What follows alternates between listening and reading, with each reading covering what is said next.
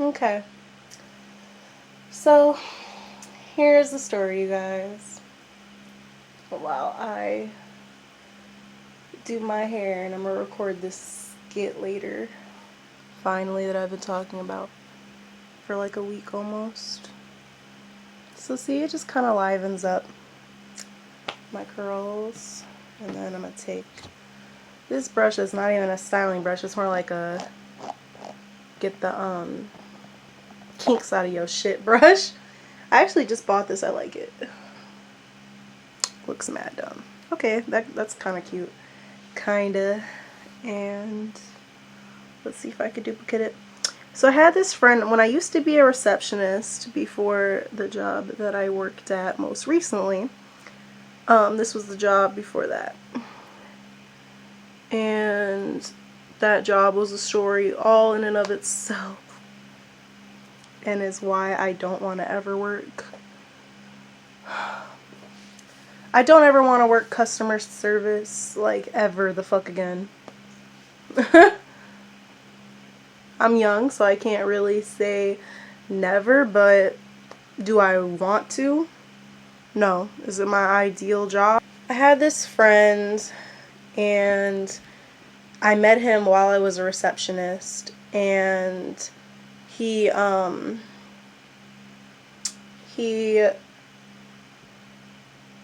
was one of my guests, and he would come and go. He would come and go from the hotel quite a lot. And he worked at Amazon, and he worked at a warehouse. So he had 2 different warehouse jobs, and he would come and go from the hotel a lot. And I would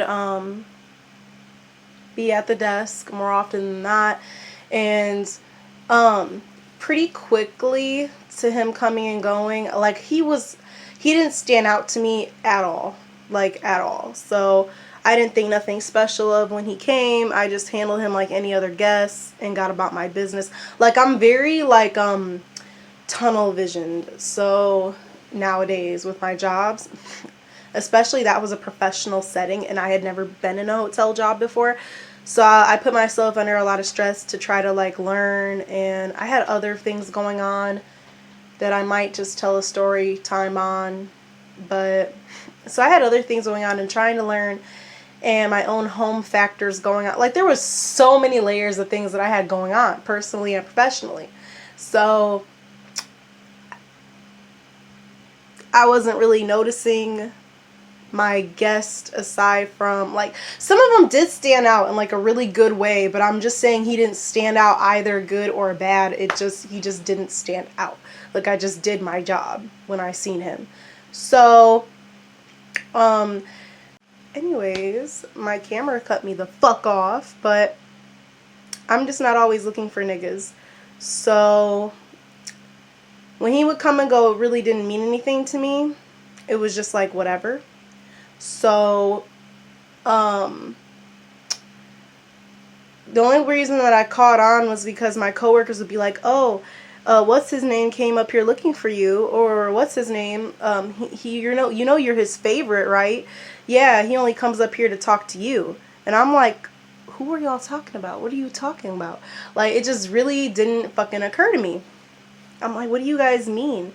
So a few times of them saying that and me being in complete utter denial, you guys, like I understand that I could be considered attractive to people, but especially like my people of my own race, but it's like I just didn't really think anything of it. I was like, you guys are probably reaching, but according to them, he was asking about me, so I guess that would be more clear if he was asking about me, but not necessarily. Not necessarily. I don't think that everybody that asks about you or asks after you necessarily is after you or likes you. So I was like, nah, you guys are probably reaching. He seems like busy. He has 2 jobs.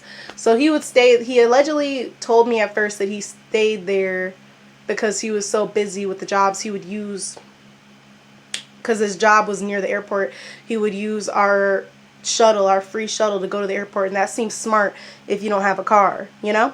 So he would use that to go to his other job, and then he would go to Amazon however the hell he went to Amazon. So I didn't think about where he lived. I didn't think about the fact that he did or didn't have a car. I didn't think about that stuff. So I was like, oh, okay, whatever. Minding my business. And one day he would offer me and my coworker, because there would always be two of us on my shift, he would offer us snacks, or to go to the gas station up the road to get snacks for us. And I would always decline because I thought it was inappropriate, and I'm odd about people bringing me food who I don't know. And even at my current job, if the supervisors buy everybody bagels, or if they buy everybody like breakfast, sometimes I have to get mine first, otherwise I won't touch it. Because of the pandemic that's going on, and just because of germs in general, and because I kept getting fucking sick from my coworkers in September. Like, that's just pure fact. So I don't like to do that unless I can get mine first. Like, I'm sorry if that sounds bad or bougie, but bad and bougie. But no, really, like, I can't. I just can't. I still say thank you even if I don't eat the items, because it's very kind, but I just can't. So anyways, and so I said no numerous times, but then one day I told him, I said, you know what, because I had a day that day, and I was broke, and I was tired, I was hungry. So I was like, today, yes. And I asked him I was on my period, and I asked him for a white chocolate Kit Kat and a white chocolate Reese's, and I think a Starbucks drink. And he came back and he brought them both king-sized and got me 2 Starbucks drinks. And I remembered that, and I was really appreciative, and I told him thank you. And I told him thank you the next days that I seen him. And he was like, girl, da-da-da-da, don't matter. But I was really appreciative. Like, I was so busy, I didn't even get a chance to look at what he bought me until I went home. But I like to relax with my snacks anyways. He kind of had an in with me. And my coworker, she told me, she was like, oh my god, yay, you're his favorite, you're here today, when I came back from being off. And I was like, I just, was like, you're exaggerating, I'm not his favorite, like, da da da da.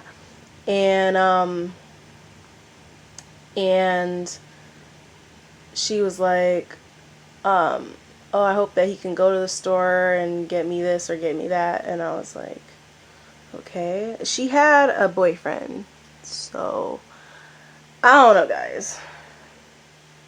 But she was like, and this is what didn't sit well with me, she was like, oh well, ow.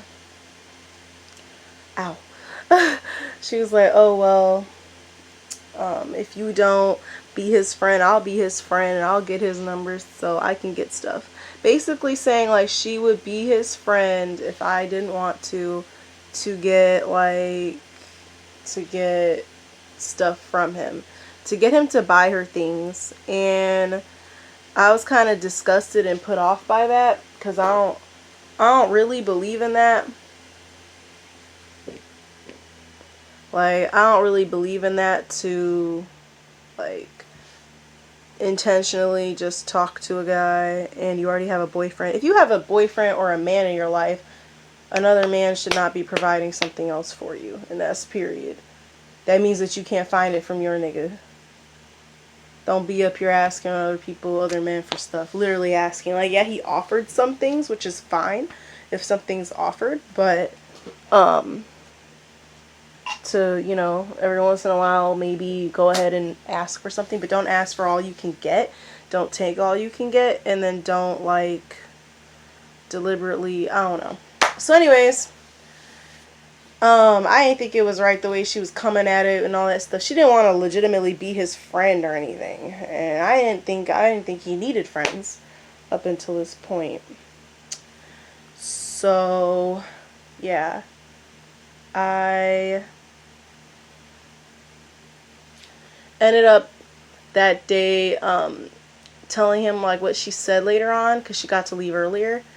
And I told him that, like, because I felt bad or whatever, because he had asked me to be his friend, and I had confided that in her, and that's what caused that conversation between the two of us. And so I ended up telling him, like, hey, if you need a friend, you know, an actual friend, not a girlfriend, we're not going to be friends, but nothing fucking like that. But if you needed an actual friend, like, you know, I can be, in the past, I could be a very, like, open person at times with people, but in the sense that I'm not bougie and I don't tend to judge people's situations. But yeah, not no more. Like, judgment is okay. I'm sorry, but it is okay. It protects you. So, protects you from a lot of shit. So yeah.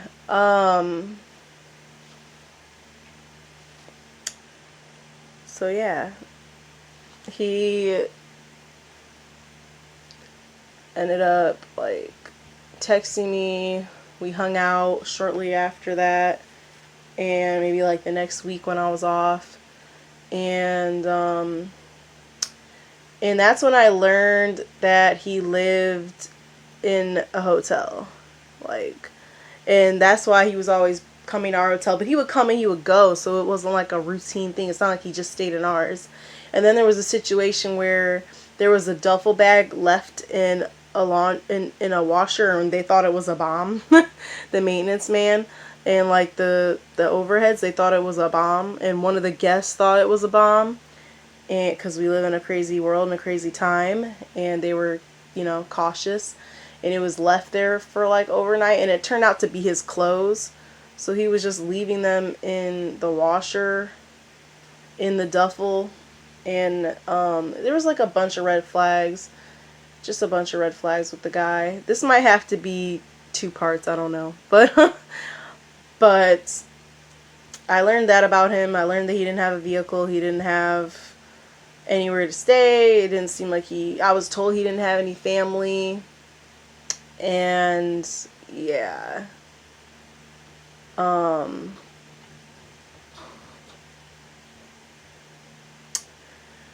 we ended up having a friendship anyway. We would, like, go to see movies, just average shit.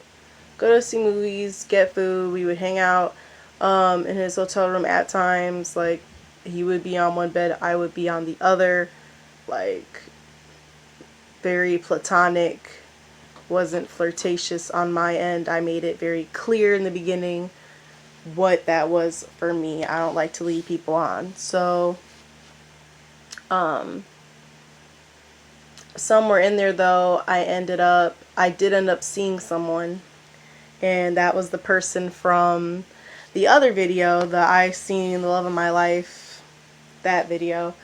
And this friend, I didn't tell him about it initially until it was already like a month in, and it was a lot that happened. I'm starting to think that there's got to be parts to this, because I don't think I could tell everything all at once. Unless I skip stuff, because a lot of stuff happened. But he wasn't happy about that. He pretended to be supportive, pretended to be happy, and just skipped forward through a bunch of things that I went through, to, like, really skip forward. You know,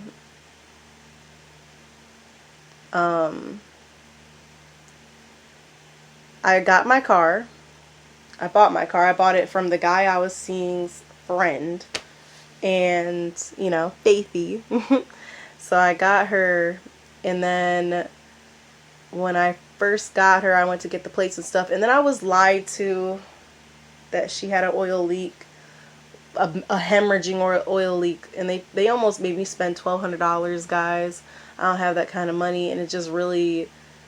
It really hurts me, all that I be going through as a female with no help, like, because it's so easy to get taken advantage of in this world. So easy. And it very nearly almost happened to me, but it just didn't sound right, the stuff that I was being told, even though I don't know dick about cars. Like, it just didn't sound right. And so I'm like, that don't sound correct. I'm sorry. So so I didn't go for it, and I went and got a second and a third opinion. And it turned out that My car does have oil leak, but it wasn't that bad. It was impossible because my car is too corroded. So for the oil to just fall out of it the way that they said. But yeah, so which made more sense. But I asked my friend him to pour, like, to help me pour oil in it, help me go get the oil, because I didn't want to go to AutoZone by myself because I didn't want to get fucked. Like, I'm like really scarred from that stuff. I still am really scarred. And from like automotive places, even if you just have the presence of a man, he might not know dick. You might know more than he does. And you know, they don't care. They just see dollar signs when you walk in by yourself. And looking how I look, they'll just tear me to shreds and try to get me to buy a bunch of ludicrous bullshit. So anyways, so yeah. He ended up like pouring the oil too fast into my car. Like just like, and I'm like, I looked it up what oil my car specifically needed from the manual. I tried to research how to read a dipstick. I looked at mine, you know what I'm saying? So I had a friend from middle school and high school come over and try to help. She tried to help me, and she specifically told me, pour it in there in increments. Don't dump it. Don't be hasty with it. Take your time with it and make sure that you read the dipstick like over and over. So he just wasn't paying no mind to it and was just pouring it in there. And something in the back of me told me, like, snapped and told me, he's trying to fuck your engine up, make him stop. And so I snapped at him. I literally was like, stop pouring it right now. And he did, like, jerk back and, like, he did quit pouring it. And if I hadn't stopped him, he probably would have fucked my car. Because like I said, I researched, I tried to watch videos. I tried to help myself, guys. And prior to going to the store and buying anything, and they all said, the video clips, they all said like putting too much oil is just as bad as not putting enough. So anyway, after that we were driving along and he was like, hey, do you want to go get something to eat? I was like, I was already kind of full. I think I ate a little bit before then, but I was like, I mean, not really. And he was like, are you sure? And so I ended up saying yes. And so then I drove us to B-Dubs. He said that he would pay for it. He's bought me a bunch of meals before, so I didn't think anything of it. But he said that he would pay for it. And we ended up going into there. And we're laughing. We're talking. I'm venting about things. He's venting about things. Everything seemed really, really normal. Like I had no idea, guys, what I was in for. And he was acting really normal, but the one thing that did stick out to me was that, okay, so in hindsight, anytime that I would eat anywhere, he wouldn't really eat much, or he would just act funny, like he wouldn't really eat anything, or he would just buy mine, or he'd be like, nah, I'm full, or whatever the fuck. But this one day in particular, this is what should have stuck out. But he ordered, and I don't ever eat at B-Dubs, so I can't tell you what it was. Sorry, I don't like B-Dubs, and I'm scarred after this. No, I'm fine. I'm really fine, guys. I'm fine. So he orders these two huge entrees. Like huge. One of them's a burger, like one of them's like whatever it was, and they're huge plates. And I didn't even know they gave you that big of portions at B-Dubs, but he ordered those, so two big ass meals that even he I doubted could eat, but he was a big dude, tall dude, like lean but tall, and I had never seen him eat like that. And he said that he was especially hungry before we got there. So, I mean, it kind of was weird, but it kind of wasn't. I was like, okay, he's just really hungry. And, I had a car, so I took my friend. Like, you know what I mean? And so I remember, like, the waiter was, like, flirting with him. He was, like, a gay man. He was, like, flirting with him. He kept bringing him refills. And so I didn't even get a refill one time. And just remember the service I got, because that's going to be a focal point later. And I didn't get a refill one time to my stuff. It took them longer to bring me my things. He didn't really acknowledge me, the waiter, at all, but he just was like sucking my friend's dick this whole damn time. And so he says that he has to go to the bathroom, or that he gets a call from his aunt, because I picked him up from the hospital. He was inside of the hospital, and came out of it and was like wearing like a white dress shirt. So I didn't think that he had any family up here. He's supposed to be like from somewhere else. And he was like, no, I told you about my aunt. So I don't know if he ever did or if he didn't, but he did come out of the hospital. So I don't know for what, or if there was anybody in there. I have no idea. But yeah, so he ended up saying that he got a call from his aunt or some shit. I don't know, guys, because my mind has a way of like, I have like repressed memory. So if something is hard for me, I will, over time, my mind will just throw things away. And it's getting worse. So I can't recall this moment the way that I should be able to. And so I've had people ask me, like my mom asked me, like Malika asked me, like, how does somebody just do this? Like, how does it just happen? But it just happened, guys. Like, I know it sounds, I've had people tell me, well, I would have did this, I would have did that. Somebody told me, oh, I'd have called the police, and what? There's no proof that he was ever there. Nothing. So anyways, he doesn't even have an address. Like, there's nothing I could gain from it. So anyway, so he got up and left, but I should have known better. But I can be like naive and everything happens so quick. But he left his card on the table, like with the bill, like, and I remember him being like, because he was kind of scammy and he had like a bunch of debit cards, and I had asked him a different time before, I'm like, why do you have so many cards? I don't know. That's what he would tell me. Like, he wouldn't even try to lie or tell me a reason, but he always seemed to have money when he would take me places or when we would do things. So he was like, I remember when we first sat down, he was like, well, I got my real card today. I got my real debit card today. And I was like, that's a weird way to put that. I'm like, well, okay, whatever, fine. And because I didn't have a reason specifically for me to doubt him. And so when he got up and when he left to take that phone call, or had the phone to his ear and said he was going to go to the bathroom, when he took his fucking huge 2 boxes with him, I didn't think anything of it because I thought he was going to go over to the side to have his phone call with his aunt. And then the waiter comes and takes his debit card and goes to ring up the order. And the order was like $67 something, guys. And you might know where I'm going with this. So a minute goes by,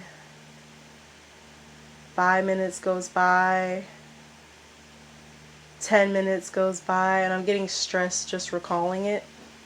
And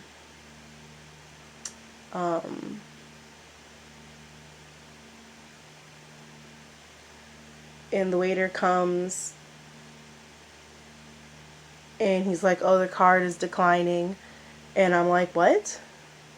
So I've just spent a lot of money on a car, just registered. Like, we're talking just, guys, just. My car has issues. I know that my car ain't gonna last forever. I don't even know. I just got it as my first everything, guys. He tried to fuck my engine by pouring too much oil down my shit. And then he took me to a restaurant that I didn't even want to go to. That wasn't even my favorite place because it was his favorite place. And ordered up 2 big entrees. All I did was get like a pretzel thing and What did I get in like, oh, like a 4-piece chicken thing. That's it. Boneless chicken thing. I didn't get shit. Like, I got the small chicken thing and then I got some pretzel things. So my shit was like probably $15, if not lower. Not even breaking 20. So he had the bulk of the fucking order, you guys. And I was just shook. I went up to the front and he was nowhere to be found. I tried to call him at the table like 17 fucking times. And it was straight to voicemail. And I texted him furiously. And I wrote, because I knew what it was right away, guys. I read the writing on the wall. I knew what it was. Right when the card declined, I knew what it was. And it felt like cold ice water had been thrown on me. And it was just, there was barely anybody there at the restaurant, but it was just so embarrassing because I don't go anywhere unless I have the money. Like, that's like my worst fear. I've taken my mother out. I've taken my best friend out. I've taken myself out. And I don't go somewhere unless I specifically have the money to go to wherever that is to do whatever it is I'm doing. I don't know what that's like. I don't know what it's like to go to the grocery store and you can't afford what you're trying to buy. I don't know what it's like to go to... Those are rare occurrences to me because if I can't afford it, then I don't fucking go. And I sure as shit don't manipulate somebody else into paying for the stuff for me. So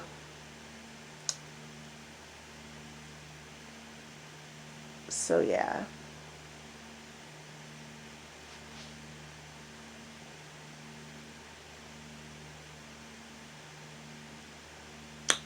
So I had to go up to the counter and ring the stuff up. Pay for his meal. He's completely gone. For someone with no car, dude, he disappeared fast as fuck. So he must have ordered a Lyft or an Uber and I didn't know about it because he got the fuck on. And so then the waiter, who hadn't given me a refill, hadn't acknowledged me. And I look like I'm on a date, you know, to somebody outside looking in. I look like I'm on a date with a grown ass man who's 6 foot something, and I'm clear his shit just bounced. You can't put 2 and fucking 2. And the dude had the nerve to, when I went to pay, he had the nerve to be like, I still remember his shitty ass face. He was like, "No tip, thanks. Thank you." And fucking went. And I'm like, "Can I get a damn bag for my stuff?" Like, because they don't give you no fucking bag there. Like, it's just, I can't. I'm like, "Oh, you're mad about a fucking tip." But that was like my last $100. So it didn't break my bank, but damn near, guys. And I'm glad I had it, because if I didn't, who the fuck knows? And it's just so fucking disgusting. Disgusting. Anybody who does this, you're disgusting. You're so fucking disgusting. I swear to God. So I drove and I like literally was hyperventilating, and if I had seen him on the road, so it's probably good that I didn't, because if I had seen him on the road, I would have ran him over and I would have went to jail, because I would have ran him over and killed him, because I was distraught and I was going through a lot outside of that. And clearly he was too, and that's why the fuck you did what you did, and it was just pure hatred. Pure putrid hatred. So I was just hyperventilating. It upset me so bad I had to stop driving, and I literally threw up in a parking lot. Like, I had to call off work the next day because I had issues going on at my job at that time that are now resolved. But I had issues going on with somebody at my job and people with just attitudes and stuff, and so I was like, mentally, I knew I couldn't take it. I had reached my limit, and I don't ever call off, guys. And I was like, I can't. I just can't. And the dude I was seeing, like, he and his dad stepped in, and they got me food, and he brought me food the next day when I was at home and checked on me. And, you know, and that he tried to persuade me to go to work, but I couldn't. I was like, I just can't. And I was like literally like crying and screaming, like on that phone the night before. And I just had to take that mental day. I just had to. So it cost me even more money because I didn't go to work. But I knew that if somebody said anything out the way to me the next day, I just couldn't take it. So, and it was a high probability where I work that somebody would. So yeah, that's a shortened version, but that's what that was, guys. And it's really painful to think about, because I'm already depressed with everything else going on right now. I feel kind of low in general, but it's just a story that, I don't know, is worth telling, I guess. But most people don't have all the things happen to them that I do, but it's okay. And I don't like bringing negative stuff to my channel, but stories are kind of all I have to offer right now because I can't really go anywhere and experience anything. So I'm just thinking on things that I normally wouldn't be thinking on. He's tried to reach out to me numerous times. I'll insert a screenshot, I really will this time, of this this sex website, and this is like the third time that that's happened to me. He'll try to reach out to me, I'll be like, fuck you. And the next thing you know, a few days later, I'll have my number added to freaking a sex chat with like a sex worker or a webcam girl or something. And I have a very low-key number. No, really nobody has it. I'm not on any social media, so I know who's doing it. The first 2 times it didn't click, but the third time was the fucking charm, because I told him fuck you, and then a day later, I had the sex worker text. He's tried to call me. He's tried to text me a bunch of sappy bullshit, being like, I wanted you to be with me. I wanted you to be, you know, that doesn't matter. I told you already we weren't going to be that. It's not like I led you on. It's not like I tried to ever hurt you. That I was your friend. And it doesn't matter what I was to you. I didn't deserve all that, bro. Like I just can't believe it. Like, if I was going to spend $70, I would have went to J. Alexander. I would have went to Cheesecake Factory. Or I could have got you fucking groceries. Like, that didn't even last you probably a day, that food. So yeah, guys. I moved on from it because it's really a drop in the bucket. Like, money to me, it's like, not that I have it, but it's just like, people just, it gets taken from me so often, it's like, whatever, you know? Here. Like, but what you can't purchase or what you can't give away is your dignity and your peace of mind and, you know, respect. That's what can't be bought. That's what can't be, you know. So yeah, this shit really fucking hurt me. It really, really fucking hurt me. Like, so after this, I am more guarded, and I don't really want no friends. I'm good with the friends that I have, because I have really, really incredible friends. So don't feel bad for me. I don't want pity. I don't want anything like that.